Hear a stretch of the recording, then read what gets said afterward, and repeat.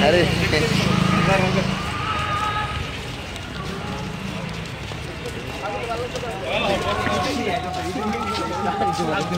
Video बना भी है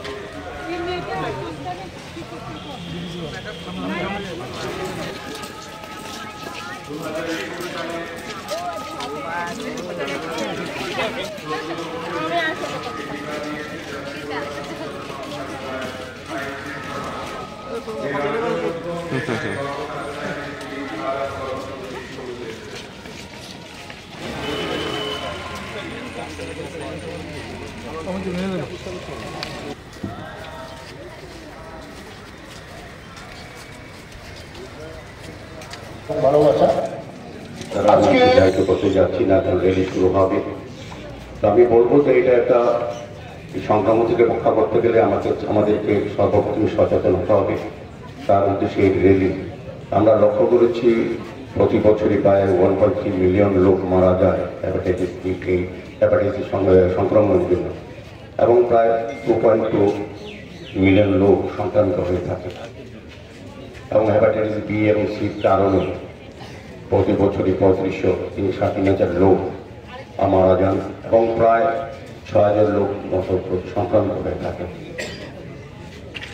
সেক্ষেত্রে আমি বলবো যে আমাদেরকে সচেতন হওয়া অত্যন্ত প্রয়োজন, কারণ লিভারজনিত কারণেই হ্যাপাটাইটিস বির জন্য লিভার, এটা আমরা সবচেয়ে গুরুত্বপূর্ণ অঙ্গ আমাদের দেহের মধ্যে সংক্রামিত হয়ে থাকে। লিভারকে রক্ষা করার জন্য, হ্যাপাটাইটিস সংক্রমণকে মুক্ত করার জন্য আমাদের এই বিশেষ উদ্যোগ গ্রহণ সচেতন হতে হবে।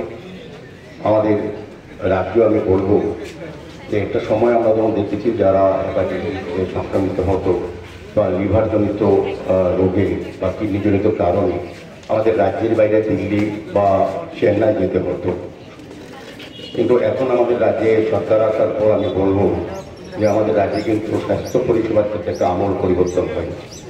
এখন জটিল রোগের অপারেশনও এই রাজ্যে সংগঠিত হয় এবং লিভার, কিডনি প্রতিস্থাপন করার জন্য কিন্তু আমাদের পরিকাঠামো তৈরি করা হচ্ছে আমাদের সরকারের তরফ থেকে, স্বাস্থ্য তরফ থেকে।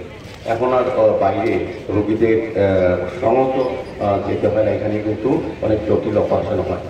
আমি বলবো ঠিক আছে, আমাদের সরকারি দৃষ্টিভঙ্গি স্বাস্থ্য দপ্তরের যারা দায়িত্বে আছেন তাদের আন্তরিক প্রচেষ্টা এটা পরিবর্তন সম্ভব হয়েছে।